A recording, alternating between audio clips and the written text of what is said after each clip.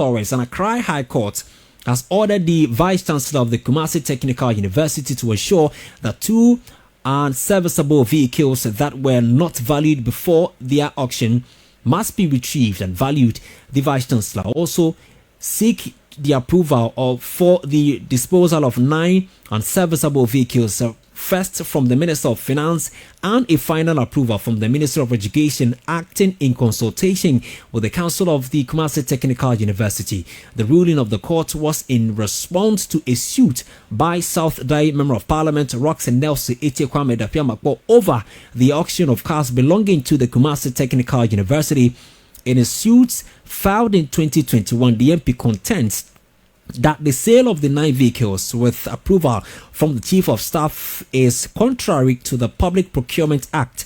The Member of Parliament, through his lawyers led by Nikpapo Samuel Ado, argues that the proper authority to authorize and approve the disposal of the said vehicles is the Minister of Education in consultation with the board pursuant to Section 83 of the Public Procurement Act 2003 at 663, and not the Chief of Staff. He was seeking the following reliefs: a declaration that the Chief of Staff has no authority to approve the disposal of 9 vehicles in the possession of the Kumasi Technical University by auction sales. B, a declaration that the auction sales conducted on the 22nd of December 2020 at the Kumasi Technical University was unlawful, as the approval to dispose to the vehicles in possession of the Kumasi Technical University. C, a declaration that the auction sale conducted on the 22nd of December 2020 at the Kumasi Technical University is null and void,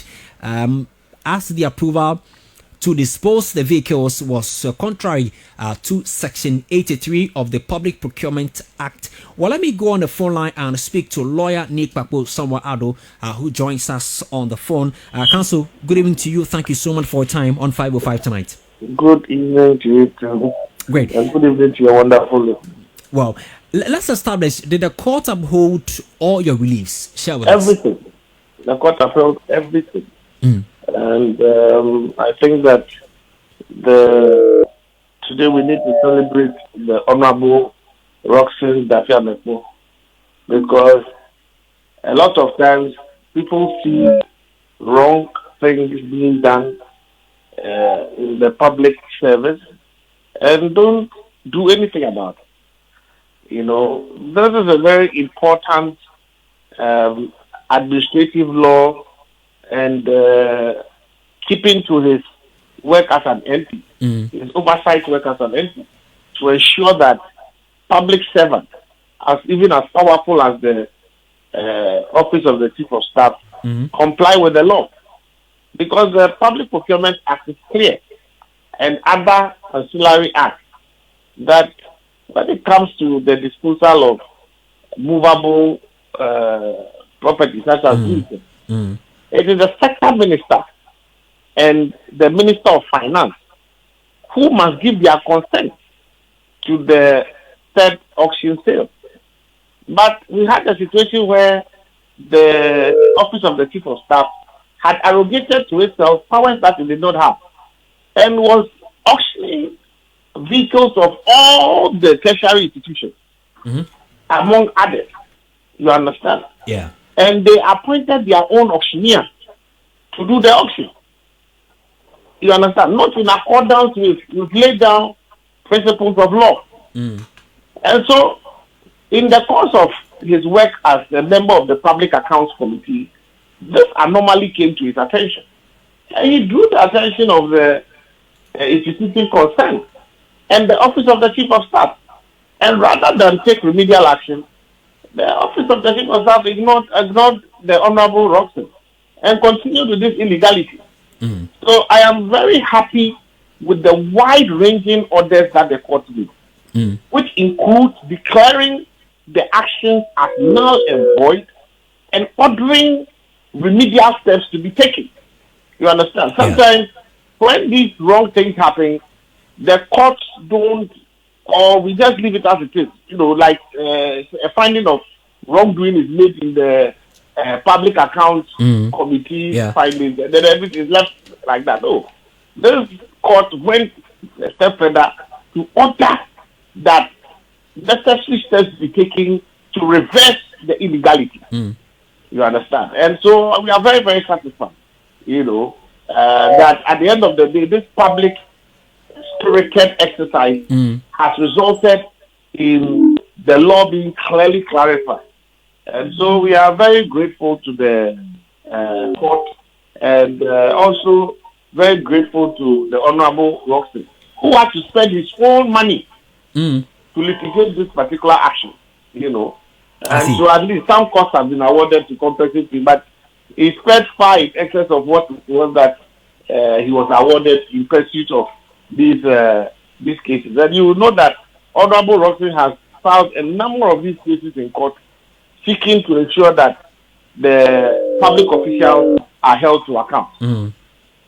I see. What does this ruling mean to you as a council and also the judiciary as a whole in terms of people testing the law? I think that it gives a lot of hope, that no matter who you are, if you breach the law, the courts will hold you to account.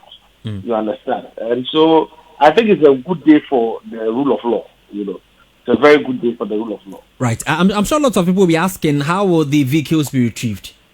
Oh, the vehicles that the orders of the court are very clear. That the person that conducted the auction should retrieve the vehicle. And so if the vice chancellor of the Kumasi Technical University, after he served with the orders of the court, fails to comply with the orders of the court, we will take the necessary actions for contempt. The Honorable Roxy has given us very clear instructions that we expect the orders of the court to be implemented to the letter. The court was very fair. It said if you have bought the vehicle, there must be revaluation, because one of our release was that the proper procedure for the auctioning of the cars was not followed. So the state did not get value for money. And so we want to make sure that in this era of resetting, people actually go through the proper evaluation, and then the correct amounts are paid into the coffers of the state. So this was in 2020, 22nd of December. That is 2020. Yes. So there's going to be revaluation of that at the current rate. Even though it was 2020? Yes. So the valuation will be done. If you read the orders of the court, it's very clear that the valuation should be done at current rate. And then if there is a difference, but they will be given the first option of purchase. Okay. So because remember that the court has said that the valuation and the auction that went on was a nullity. I see. What are the timelines for this? We will enter judgment. We have 7 days. Okay. So we will enter judgment within 7 days. And once we enter judgment, we serve it on the Kumasi Technical University. Right. And then we follow up from there. We will have clear timelines. We will force the decision to the letter. Counsel, thank you so much for your time this evening. I'm grateful. Yes.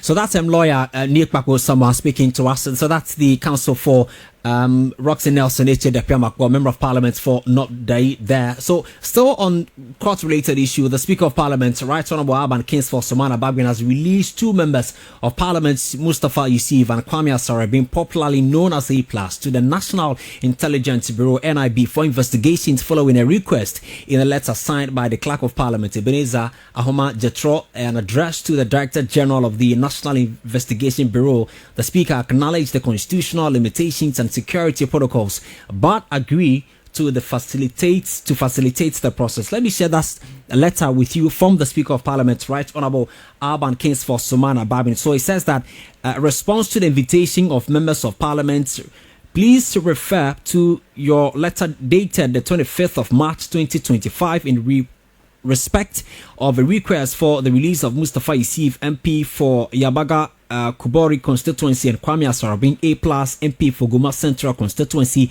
I am directed by the Right Honorable Speaker to inform you that having regard to the limitations of Article 117 and 118 of the 1992 Constitution of the Republic, the existing protocols established with the security and intelligence agencies and also the public interest, Parliament in principle agrees to the request in the above matter. Accordingly, the Right Honorable Speaker has directed the honorable members to make themselves available for the preliminary interaction with your officials in Parliament on Monday, 7th of April 2025 at 10 a.m. at the Sir Emmanuel Charles Quest Conference Room, Office of the Speaker. The honorable members will be requested to have their lawyers present at the interaction. Kindly have your officials contact the Legal Service Department for assistance on arrival of that meeting. So this is signed by Ebenezer Homa Jetro, who is the clerk to Parliament. So that's it. You can join the conversation.